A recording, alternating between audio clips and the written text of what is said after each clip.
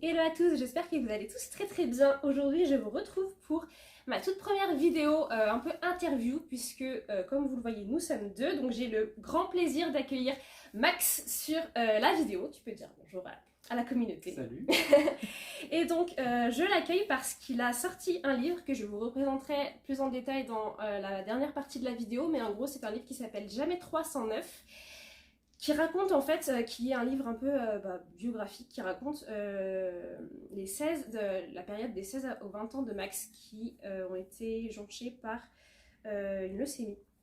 Donc voilà, il est là aussi aujourd'hui pour témoigner, et également je voulais vous en parler parce que tous les bénéfices des ventes du livre reviendront à des associations qui viennent en aide donc à des personnes en situation de cancer, c'est ce qui me semble, voilà, en Bourgogne.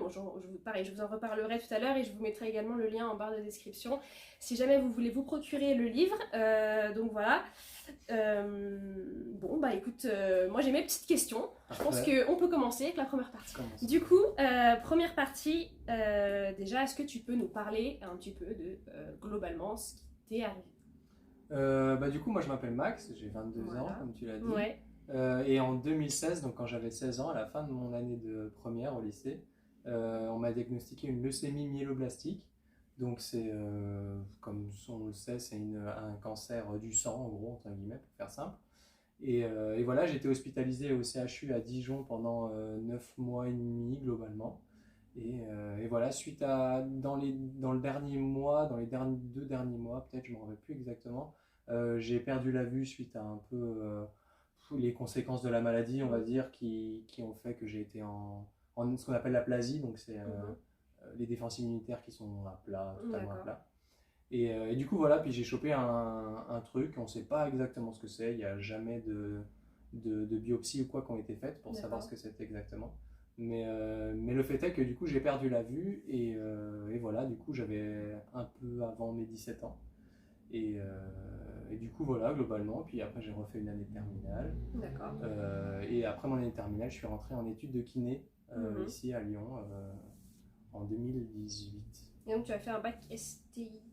Non, un bac SI. SI. Donc, on disait du coup un bac SI, et ensuite tu t'es directement lancé du coup dans tes études de kiné à Lyon. Ouais, c'est ça, exactement. Et donc maintenant, tu es en quelle année En dernière année. En dernière année. Du coup, qu'on appelle K4 ou MK5, ça dépend, mais dernière année en tout cas. Ouais. C'était un cursus de combien d'années? 5 ans. 5 ans, d'accord. C'est ça. Ok, donc l'année prochaine, on peut faire appel à toi si on a des... Parfait. Oui, on peut, ouais. Un peu stressant. Mais... Ouais, j'imagine. J'imagine. Ouais, entrer dans... Ouais, puis t'as une responsabilité malgré tout. Ouais. Carrément. Bon. Du coup, est-ce que tu peux juste un peu nous parler de ta réaction, en gros, quand... Parce que dans le livre, c'est assez... pas marrant, mais on a l'impression que tu réalises pas en fait, ou que tu... Exactement. Ouais, c'est ça. En fait, le truc, j'ai vraiment pas réalisé du tout, parce que tu veux dire la réaction de la perte de la vue ou la réaction de l'hospitalisation? De l'hospitalisation. L'hospitalisation, c'est ce truc de... Ça arrive normalement qu'aux autres, donc c'est pas possible, quoi. Et du coup, il y a eu vraiment un moment de flottement quand il y a eu le diagnostic, en mode...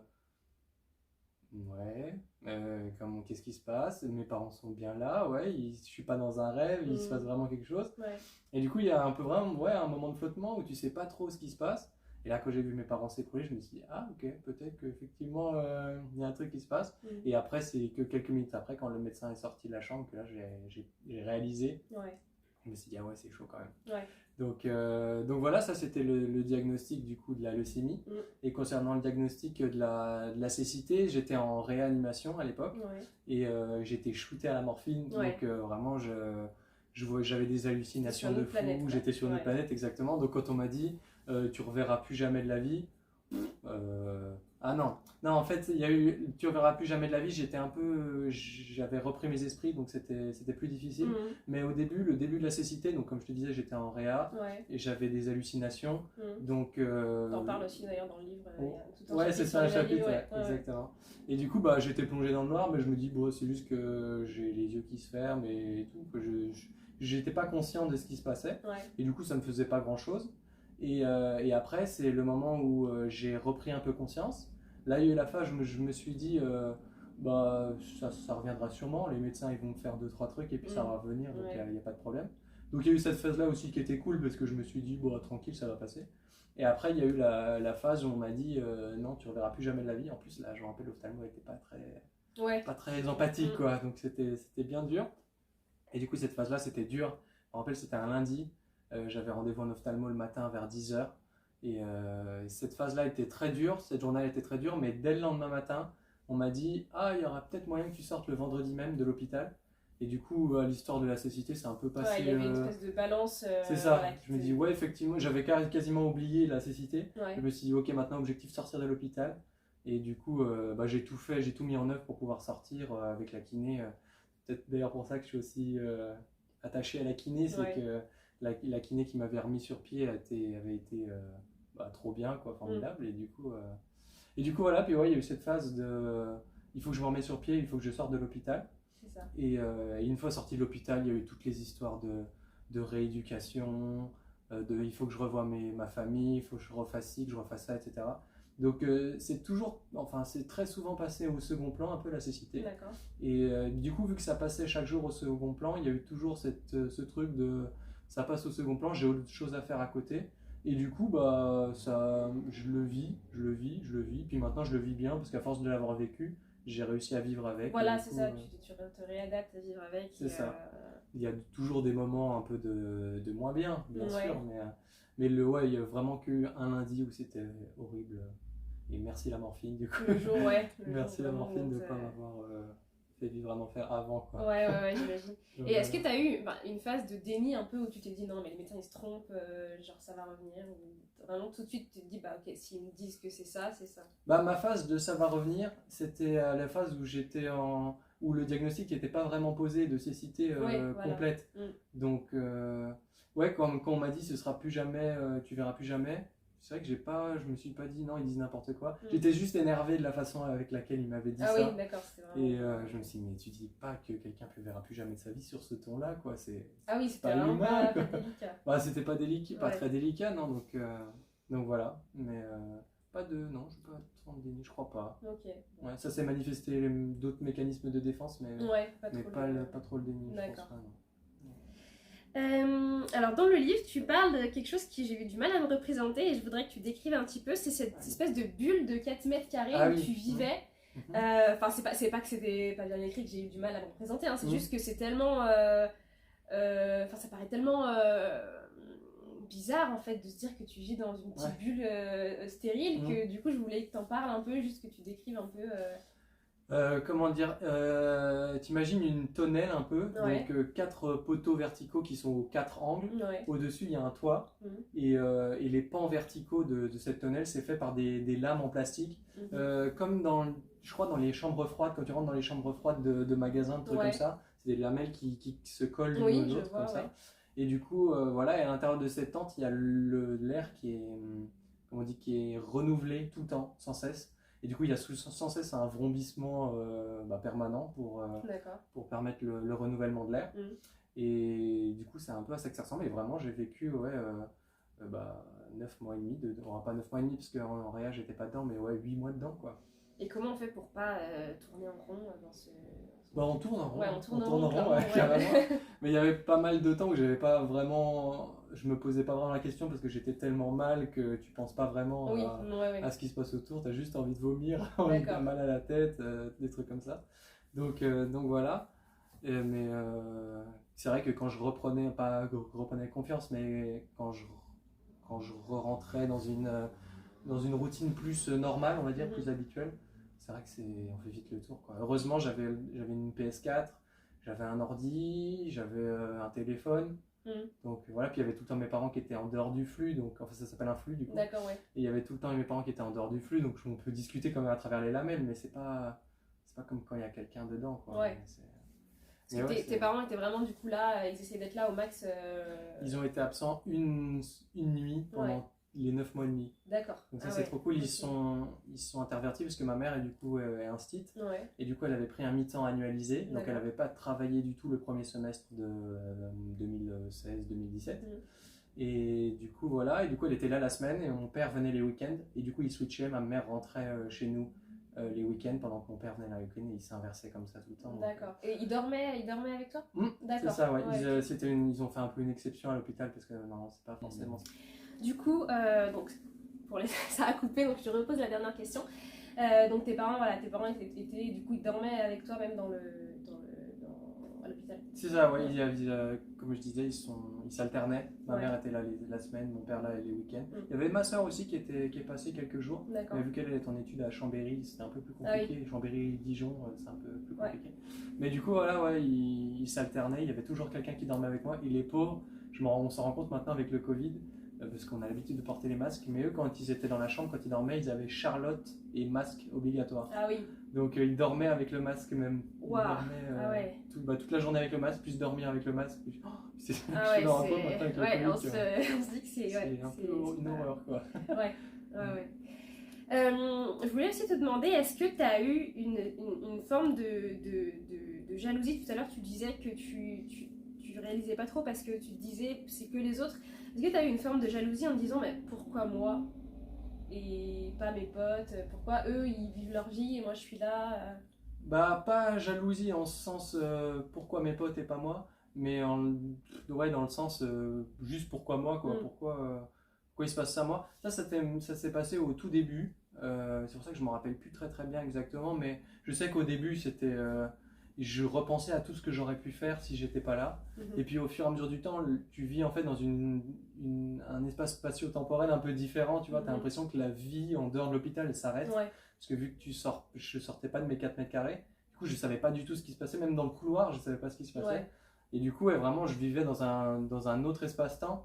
Et du coup je me suis déconnecté de ça au bout d'un moment parce que j'avais pas...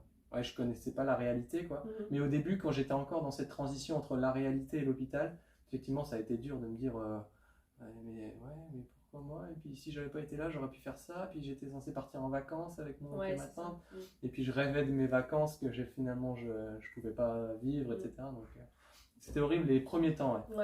Puis après un nouvel écosystème se crée en gros, puis tu t'adaptes à l'environnement et puis tu vis dans un autre truc quoi. Tout simplement. Ok. Bon, maintenant, du coup, on va parler un petit peu de ta cécité. Donc, tu nous as déjà dit comment tu avais un peu réagi à l'annonce. Quel travail se met en place à la suite de ça? Un très long travail. Déjà, du coup, il y a eu toute la période où, quand j'étais encore à l'hôpital, on n'a pas trop... C'était pas trop la cécité avant tout, c'était la santé avant tout. Parce que quand même entre la santé et la cécité, on n'avait pas trop le choix était pas trop compliqué quoi. C'était la santé et puis on verra la déficience visuelle plus tard. Et donc voilà, quand je suis sorti de l'hôpital, c'est là que ça a commencé et c'est là que j'ai commencé à me rendre compte un peu des limites quoi parce que quand tu es à l'hôpital, tu es couché dans un lit, il y a les infirmières, les infirmiers qui viennent, les médecins viennent à toi, etc. Mais quand tu te réintègres dans la société, c'est plus compliqué parce que c'est plus à toi de faire les trucs quoi. Puis il y a une vie en dehors de l'hôpital, il y a une vie en dehors de chez soi, etc. Donc voilà, ça a commencé quand je suis rentré de l'hôpital et la première étape, ça a été surtout de se réintégrer dans, comme je disais tout à l'heure, dans l'espace-temps, tu vois, de savoir quelle heure il est, quelle partie de la journée on est, parce que quand tu vois pas le soleil du jour qui se couche, mine de rien, ça décale un peu et c'est difficile de se repérer. Et puis dans l'espace aussi, parce que la maison dans laquelle je suis rentré, j'y avais habité avant pendant 16 ans, donc c'est un environnement que je connais super bien. Mais quand même, tu n'as pas la même perception quand tu la vois quand tu vis dedans, quand tu évolues dedans sans la voir. Et surtout qu'à cette époque-là, en plus, je suis rentré, j'étais en fauteuil roulant parce que j'avais pas assez de force pour pouvoir tenir debout pendant longtemps. Et du coup, appréhender un environnement que tu connais très bien, mais sans la vue et dans un fauteuil roulant, ça a fait beaucoup de choses d'un coup. Donc voilà, il y a eu la phase du coup d'appréhension de l'espace et du temps. Après, il y a eu la phase de rééducation pure et dure, donc là où j'avais un kiné qui était là tous les jours de la semaine, comme quand j'étais à l'hôpital en fait. Et du coup, le kiné c'était du renforcement, de l'équilibre, parce que vu que j'ai passé beaucoup de temps couché, beaucoup de temps assis, l'équilibre debout, là plus du tout. Donc voilà, marche, équilibre, renforcement, les escaliers. J'ai mis un peu de temps quand même à pouvoir monter les escaliers.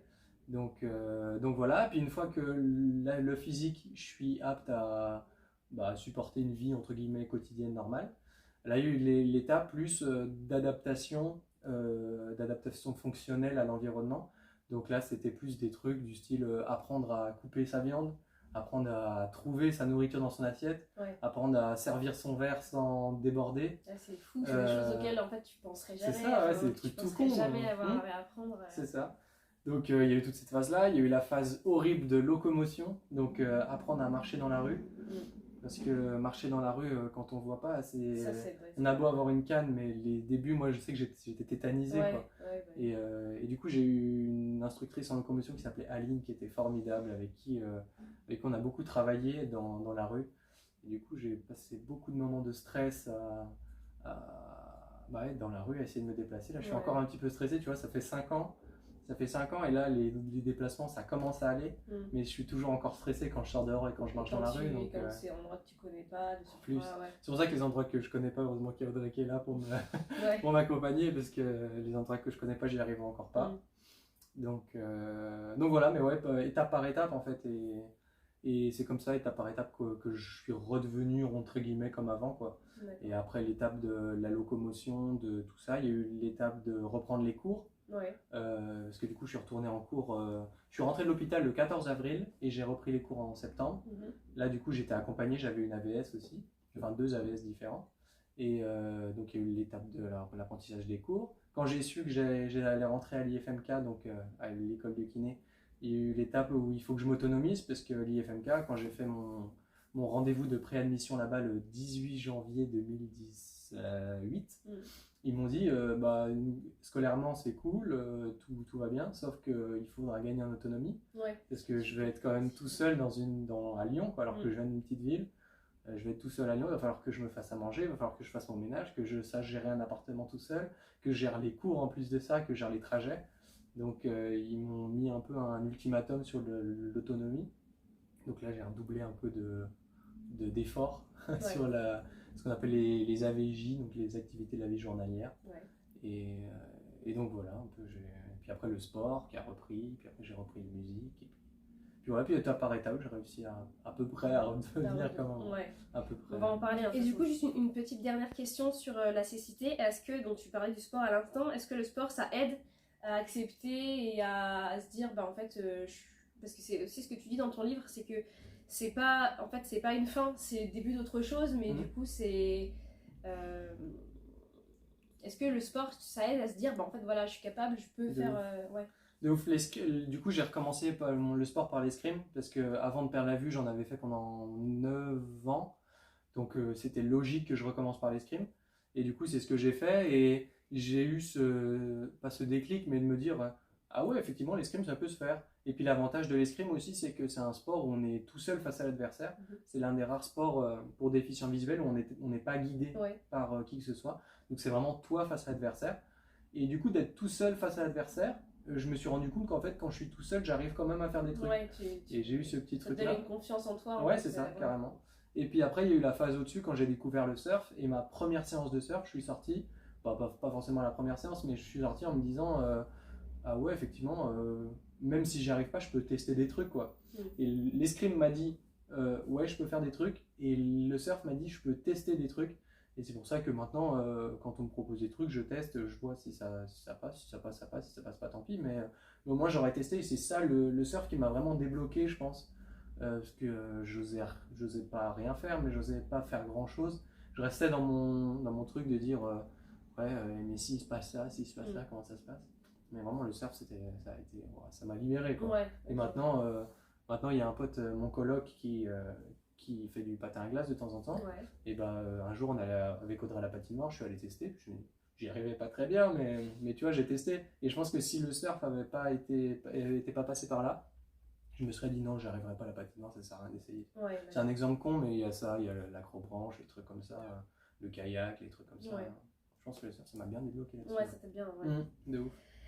Donc on a parlé un peu des sports que tu pratiques. Est-ce que tu peux nous parler un peu de ton palmarès? Ouais. Du coup, comme je disais, j'en ai fait pendant 9 ans. J'ai fait de l'escrime pendant 9 ans avant de perdre la vue. Là, j'étais pas exceptionnel. J'étais pas bon, j'étais pas non plus nul, mais j'étais pas super bon. Je faisais des résultats des podiums en départemental et en régional. Donc, pas mal.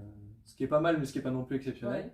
Et quand c'était au niveau national, mon meilleur classement national, ça a été 52 sur 350. Mais Ouais. c'était à l'époque où je faisais l'escrime tout le temps, etc. D'accord. Donc voilà, donc c'est pas hyper représentatif.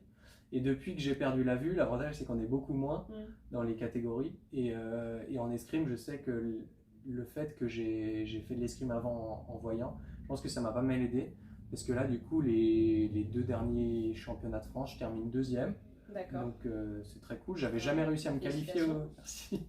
J'avais jamais réussi à me qualifier au championnat de France en tant que voyant. Ouais. Et là, en tant que déficient visuel, bah, c'est cool. Tu montes d'un échelon, entre Ouais, bah guillemets. oui, puis donc ça renforce ce boost Ouais, de ouf. que tu as en toi, quoi. Et Carrément. de dire, bah vas-y, je vais tout défoncer en fait. Ouais, c'est Ouais. ça. Donc ça, c'est très très cool. J'ai fait quelques rencontres internationales où je me suis pas trop mal démerdé non plus. Quoi. J'ai fait 2 podiums la première compète et deuxième compète internationale. Je suis au pied du podium, mais voilà. Et en surf, j'ai commencé les compètes l'année dernière. D'accord. Parce que j'ai un très bon pote à moi qui est un peu le meilleur surfeur déficient visuel français. Et il m'a dit ah mec, viens surfer avec moi, c'est trop bien, machin. Donc je me suis dit bon, allez, vas-y, je vais y aller. Et j'y allais juste pour découvrir le monde de la compétition de surf, quoi. Ouais. Et voilà, j'ai réussi à faire 3e, parce qu'on était que 3. Ok.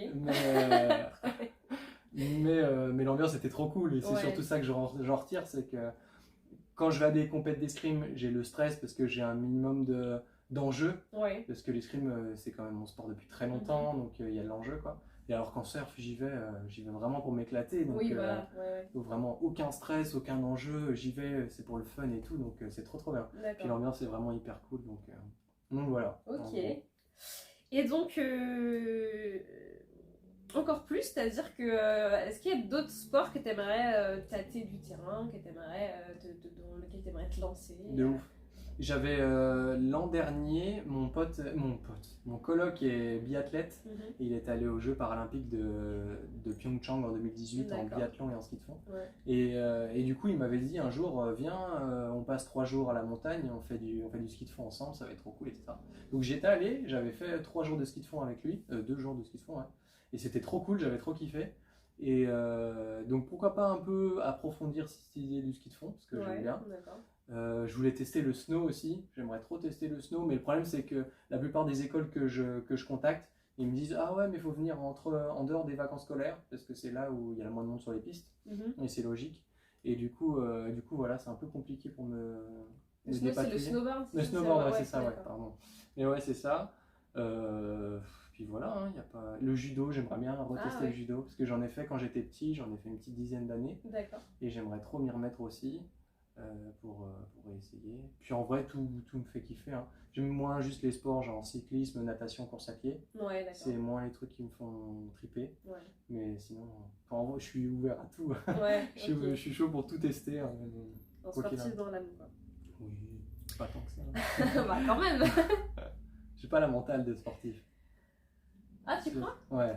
Vraiment, parce que du coup, j'ai plein de potes qui sont vraiment sportifs de haut niveau. Et là, je me rends compte qu'à côté d'eux, j'ai pas du tout la mentalité sportive. Je baisse les bras beaucoup trop vite. Et je sais pas si je suis pas assez têtu ou je suis pas assez courageux ou quoi, mais vraiment, je me rends compte que j'ai pas du tout la mentale, vraiment la mentalité de sportif. D'accord. En loisir, j'adore. Et je pense que je suis un bon sportif loisir. Mais en compétition, non. Non, c'est pas possible, non. Du coup, maintenant, on va passer à la partie musique, puisque en plus d'être un athlète, tu es un musicien. Donc, parle-nous un peu de ta passion pour la musique, ce que tu joues, ce que tu produis, etc. Je joue de la guitare depuis 2013, 2014, 2012, 2013, plus un truc comme ça. Donc voilà, j'y ai beaucoup joué avant, mais c'était plus de la lecture de tablature en fait et de l'interprétation. Puis après, du coup, il y a eu la partie à l'hôpital où, pour des raisons d'hygiène, j'avais pas le droit d'emmener ma guitare. Donc j'ai arrêté la guitare pendant un an et demi, un truc comme ça. Et en rentrant de l'hôpital, j'ai repris. Et là, mon prof de guitare m'a emmené plus vers une approche d'écoute, d'analyse et de composition, plus que de la pure interprétation, parce que vu que je pouvais plus lire de tablature, il y a eu le truc de maintenant il faut faire autrement, quoi. Et du coup il m'a beaucoup plus aidé à développer mon oreille, développer mon analyse, etc. Et à partir de ça, je me suis lié avec 2 de mes cousins il y en a un qui est pianiste Ouais. et l'autre qui est un peu touche à tout, on va dire, Mhm. qui est un peu notre ingé son. Et tous les trois, on a monté un groupe qui s'appelle SDID ou SDID. Du coup, on compose des instrus, un peu tous les styles, que ce soit hip-hop, pop, R&B, soul, un peu funk, des trucs comme ça, un peu tous les styles. Mais même si on est plus orienté rap, parce que c'est quand même ce qui nous fait plus vibrer au quotidien. Quoi. Okay. Donc voilà, et on a monté ce groupe-là. Et les choses ont fait qu'au début, on faisait juste des prods par-ci par-là, et puis on gardait dans notre ordinateur. Et puis ça a un petit peu évolué. Et on a commencé par un ami à moi qui s'appelle Yasko, que j'ai rencontré suite à une radio libre que j'avais fait sur Twitch. Ouais, voilà. Et du coup... Et un influenceur en plus de ça. Non, peut-être pas poussé. Non, et du coup, voilà, et du coup, grâce à ce gars, il m'a fait rencontrer plein de personnes différentes. Et ces personnes-là m'ont permis de rencontrer encore d'autres personnes, etc. Et avec ce bouche à oreille-là, on a réussi à placer nos premières prods. Et du coup, à partir de ça, on a composé un album qui s'appelle Ville Lumière. Du coup, on retrouve plein de rappeurs de Lyon qui posent sur nos instrus et du coup qui est dispo sur toutes les plateformes de streaming. C'est top ça. Donc voilà. Et, qui s'appelle Ville Lumière. Ville Lumière, c'est ça. Ouais. C'est ça. Et en parallèle de ça, j'ai rencontré Audrey, qui est ma copine actuelle. Qui est juste derrière, que vous ne voyez pas, ma mais copine qui est là. pour toujours. Et du coup, voilà, il y a elle qui est chanteuse, et chanteuse plus pop. Et du coup, ça nous a, même si on avait 2-3 compos pop, ça nous a forcé un peu à plus approfondir nos compositions pop. D'accord. Et du coup, à partir de ce truc-là, on a composé aussi un petit album de 5 titres qui s'appelle Licence, qui est dispo aussi un peu partout en streaming. Et on a pressé quelques CD aussi, donc c'est cool. Et avec elle, du coup, on a fait un album qui est plus orienté pop, là, donc on a la version pop avec Sens et la version rap avec V Lumière, qui sont tous les deux albums où c'est nous qui sommes à la composition. Et on est actuellement en train de travailler avec Audrey un album un peu plus travaillé, un peu plus poussé, où il y a un petit projet en parallèle de l'album dont je peux pas trop parler. Mais, aïe, tu fais du teasing là. Ouais, c'est ça. Mais du coup, voilà, on travaille sur un nouvel album qui, là, on essaie de mettre plus de cœur, plus de professionnalisme, plus de travail, plus de recherche artistique, etc. Donc, toujours sur un fond pop. Ouais, carrément. Là, le thème de l'album, c'est un peu le voyage autour du monde. Donc ça va être pop avec des influences un petit peu de différentes cultures, exactement, différents continents. Donc voilà, en gros. J'aime le projet. Ouais. Est-ce que tu peux nous donner ta chanson honteuse, genre la chanson que tu écoutes mais que tu n'assumes pas du tout d'écouter? Je pense c'est Filtré de Tim Alegazo, je sais pas si tu connais. Non, ça me dit rien. C'est un morceau qui est très club, très enfant de 14 ans, très peu recherché, mais qui m'ambiance terriblement. Et du coup, voilà, c'est un morceau à la mode, donc j'ai pas tant honte que ça de l'écouter avec des gens qui l'aiment, mais bon, voilà, en société, tu te dis, d'accord. Ça, Donc, il y en a d'autres aussi, mais je ne sais pas forcément en tête tout de suite, mais c'est la première qui me vient. Mais... D'accord. Oui, il y en a d'autres, oui. Oh oui, il y en a sûrement d'autres. Même moi, je ne saurais même pas laquelle c'est, mais je sais qu'il y en a beaucoup. Oui. On en a tous, ça sent. Je pense que moi, ça serait peut-être, comment ça s'appelle Oh, ça c'est pas la honte, ça. Ah bah un petit peu quand même. C'est les années 2000, ça. Ah ouais, mais justement, les années 2000, c'est riche. C'est ce qui nous a forgé. C'est ça. On va aborder la dernière partie donc de cette interview, qui est donc le livre. Donc je le remonte, comme ça vous saurez à quoi il ressemble si vous voulez l'acheter. Donc il s'appelle Jamais 309. Il est publié aux éditions Saint-Honoré. Je vous remettrai évidemment en barre d'infos le lien si jamais vous voulez vous le procurer, mais je crois qu'il est disponible sur toutes les plateformes de vente en ligne. Carrément, des sites Fnac, c'est ça, Cultura, Amazon. Voilà, donc vous pouvez vous le procurer très facilement. Comment ça t'est venu l'idée de dire je vais faire un livre sur ce qui m'est arrivé? Alors c'est pas du tout moi qui ai eu l'idée. D'accord. C'est du coup je travaillais avec une musicothérapeute qui s'appelait Emmanuelle à l'hôpital, qui venait me voir tous les lundis. Et c'était une psychothérapie par la musique en gros. Elle m'avait proposé l'idée d'écrire un morceau, d'écrire une chanson. Mais le truc, c'est que je me sentais pas apte à écrire une chanson. Mais je me suis dit, quand même, raconter, ça pourrait être quand même intéressant, surtout qu'il y a beaucoup de monde qui me demandait, qui me posait plein de questions. Et je me suis rendu compte que j'adorais raconter mon histoire, j'adorais raconter. Mais je me disais, à chaque fois, c'est relou parce que je peux jamais donner assez de détails. Parce que si c'est pour repartir dans un monologue de 30 minutes, je vais passer pour le mec chiant. Donc voilà, je me suis dit, j'aimerais quand même raconter, mais pas à travers la musique. Et du coup, j'en ai parlé à Emmanuel et elle m'a dit, je connais une biographe qui s'appelle Christelle Cuinet, qui bosse pour l'asso Traces de vie. Et elle pourrait peut-être t'accompagner dans l'écriture de ce livre, etc. Donc j'ai dit, ouais, pourquoi pas. J'ai pris contact avec Christelle. Et c'est là que ça a commencé. Du coup, on a écrit une première version ensemble. Donc, on s'est eu au téléphone tous les mercredis. Donc, je rentrais du lycée à midi. Et à 13h, j'avais un appel téléphonique avec elle. Donc, pendant le repas du midi, le mercredi, je revoyais, parce que ma mère avait tenu un journal de bord pendant que j'étais à l'hôpital. Donc je revoyais le journal de bord avec ma mère. Et puis, je notais un petit peu tout ce qu'il y avait à raconter dans tel moment. Et voilà, Christelle m'a vachement orienté sur mes émotions. Parce que moi, si ça avait été ma version que à moi, j'aurais donné un truc super factuel. Il s'est passé ça, il s'est passé ça. Mais Christelle m'avait vraiment dit, c'est intéressant de voir tes émotions à ce moment-là. Donc pendant l'écriture de cette première version, je me suis vachement replongé dans ces moments-là. Et essayé de me dire, qu'est-ce que je ressentais à l'époque? Ah oui, c'était comme ça. Donc là, c'est pas forcément super fidèle comme si je le vivais à l'instant présent, mais il y a quand même, je raconte pas mal d'émotions. Et du coup, on a fait cette première version qu'on a, pas édité, mais qu'on a imprimé, juste un petit livret, on va dire. Et je l'ai distribué un peu autour de moi. Et il y a eu un article qui a été fait sur le journal de Saône-et-Loire qui parlait de mon livre. Et j'ai eu plein de messages de gens qui me disaient, ah, on peut le trouver où ton livre, machin, j'aimerais bien le lire. Je lui ai dit, bah non, c'est privé, quoi. On en a fait peut-être 30, on a imprimé 30, les 30 ils sont à ma famille, à mes amis, etc. Et il y a tellement de gens qui m'ont demandé de leur donner, de leur prêter, que je me suis dit, bon, bah tant qu'à faire, autant l'étoffer un petit peu, le rendre plus intéressant, un peu plus romancé, un peu plus facile à lire, un peu plus complet aussi. Et du coup, c'est là que c'était un été, je ne me rappelle plus si c'était 2019, 2020, 2019, je ne sais plus trop bien. Je m'étais fixé, tous les matins, je me levais à 8h30, 9h, et puis je me posais au soleil, et puis je relisais ce que j'avais écrit, et je complétais. Et du coup, voilà, et j'ai refait une version beaucoup plus complète, que j'ai envoyée à un ami à mes parents qui est auteur, qui a corrigé un peu, qui m'a conseillé, etc.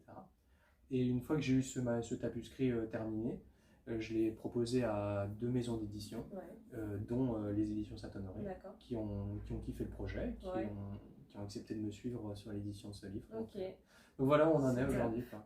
Et du coup, justement, est-ce que c'était dur ou est-ce que ça a un peu coulé pour toi de poser des mots et de te replonger dans des souvenirs et dans des états qui n'étaient pas forcément joyeux? En fait, ça a été cool parce que c'est toujours, je m'en suis rendu compte d'ailleurs à l'hôpital que c'est hyper intéressant et hyper agréable de parler.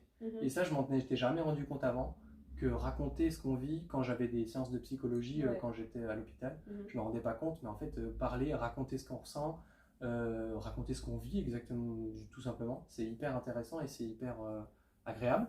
Et du coup, voilà. Et le truc, c'est que vu que j'ai écrit 2 ans, peut-être après être sorti de l'hôpital, il y avait beaucoup de choses que j'avais oubliées. Et je m'en suis rendu compte quand j'ai échangé avec mes parents qu'il y avait des trucs que j'avais oubliés, qu'eux n'avaient pas oubliés.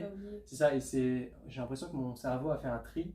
Et dans ce tri, j'ai viré tous les moments horribles. Et les moments horribles dont je me rappelle, ils sont dénués d'émotions un peu. Donc les moments horribles, je les vois, mais très factuellement. Il s'est passé ça. C'est ça. Et puis je ressens pas l'émotion qu'il y avait avec ça. Et au contraire, par contre, les moments cool, donc les moments de rigolade avec le personnel, les moments d'entraide, d'enthousiasme, d'empathie, etc. Tous ces moments-là, ils reviennent avec les émotions. Ils reviennent aussi clairs que si c'était hier. Donc voilà, donc ça n'a pas été très dur, ça a été au contraire super agréable d'avoir à raconter ça par écrit. D'accord. trop kiffé. Est-ce que tu peux nous parler du coup des assos, il me semble qu'il y en a deux, des assos auxquels vont revenir les bénéfices des ventes du livre? C'est ça. Du coup, il y a l'asso Coup de pouce déjà, Ouais, qui est une asso qui est basée à Dijon. Et du coup, ils viennent en aide aux enfants atteints de cancer en Bourgogne. d'accord. Et c'est entre autres cet asso-là qui m'a permis d'avoir une PS4 par exemple dans ma chambre, Ouais. d'avoir une télé aussi, je crois bien, d'avoir un ordi, ce genre de trucs. Ils proposaient de la zoothérapie aussi. Moi, je pouvais pas en bénéficier parce que j'étais Ouais. en isolement protecteur. Mais je sais que les enfants qui pouvaient sortir de leur chambre, il faut aller dans une pièce où il y avait des gerbilles, un petit chien, des trucs comme ça. Donc D'accord. je sais que j'aurais adoré pouvoir en bénéficier, mais j'ai pas pu. Le Ouais, rêve, du coup, ils proposaient ça. D'accord. Ils proposent de réaliser aussi des rêves d'enfants malades.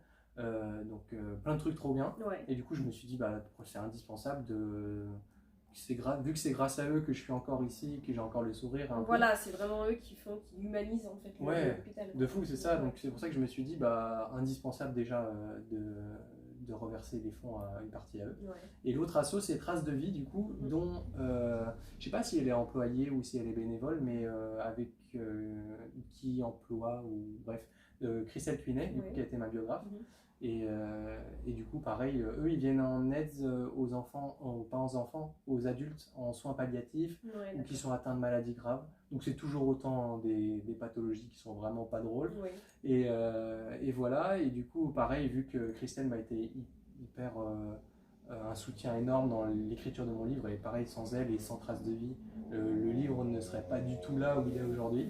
Et bah, de la même façon, je me suis dit c'est indispensable aussi de tout reverser à eux. Puis vu que moi, ça m'a pas coûté énormément, je voyais aucun intérêt de tirer des bénéfices financiers là-dessus. D'accord. Sachant que ça m'a pas coûté, ça m'a juste fait du bien. Donc voilà, si je peux faire du bien maintenant aux bénéficiaires des deux assos, c'est trop cool. Ouais, c'est top. Est-ce que tu as gardé des contacts? Alors c'était à Dijon, mais est-ce que tu as gardé des contacts avec des anciens soignants? C'est trop marrant parce qu'on a une anecdote avec Audrey à ce propos. On était dans le métro la semaine dernière, ou il y a 2 semaines, et il y a 3 filles qui viennent et qui me disent Salut Maxime. Salut, je vous connais pas. Et en fait, si, c'était des infirmières du coup du CHU. Énorme. Quand j'y étais, mais vu que ça faisait 5 ans que je les avais pas vus, je les ai pas du tout reconnus. Mais du coup, voilà, donc on se croise de temps en temps. Pareil, sinon, le reste du personnel soignant, quand je retourne au CHU en soins, bah, je les recroise, genre les médecins, d'autres aides-soignants, infirmiers, ASH, auxiliaires de puériculture, etc. Donc voilà, on n'a pas de contact pas trop hors hôpital, c'est ça. Mais par contre, quand je les revois, c'est toujours un plaisir parce qu'ils ont toujours été exceptionnels, quoi. Donc je suis toujours trop content de retourner les voir. Et voilà, donc voilà, ouais. Et donc du coup, si tu avais un message à leur faire passer, vas-y, c'est ton moment.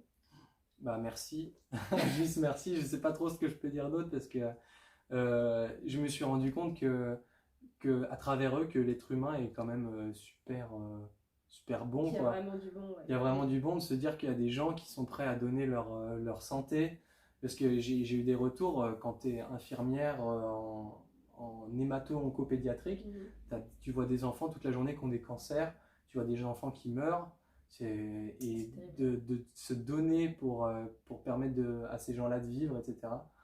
Moi, j'y ai pris conscience il y a peu de temps, là, quand je suis sorti, je me suis dit, mais wow, c'est vraiment incroyable. Et c'est pour ça que, d'ailleurs, le domaine de la santé m'intéresse tant et m'attire tant, c'est que j'aimerais pouvoir rendre ce qu'on m'a donné. Mais du coup, voilà, juste merci à eux, merci à tous les professionnels soignants, même ceux dont j'ai pas croisé le chemin. Ils sont exceptionnels. Ok. Et bah, c'est à mon tour de te dire merci parce que on arrive à la fin de cette interview et c'était hyper enrichissant. Donc, je vous remontre encore une fois le livre. Je vous redis que je vous remettrai le lien en barre d'infos. Mais voilà, si vous voulez déjà lire une super histoire, parce que moi je l'ai dévoré en 2 heures, hein, je vous le dis.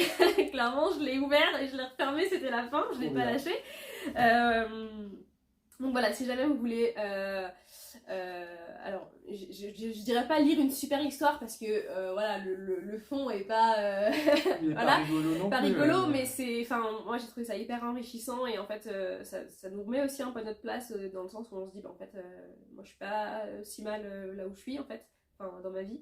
Donc voilà, si jamais vous voulez lire cette histoire et que vous voulez en plus participer et donner, donner un coup de pouce à deux assos qui s'occupent des malades, en fait, et bah, c'est le moment et c'est le moyen idéal. Donc je vous remettrai le lien en barre d'infos. Je dis un grand merci à Maxime pour, Merci à toi de voilà. Et cool. puis moi je vous dis à bientôt pour une prochaine vidéo qui sera peut-être une autre vidéo en interview, mais je vous en dirai plus sur Instagram. Bye.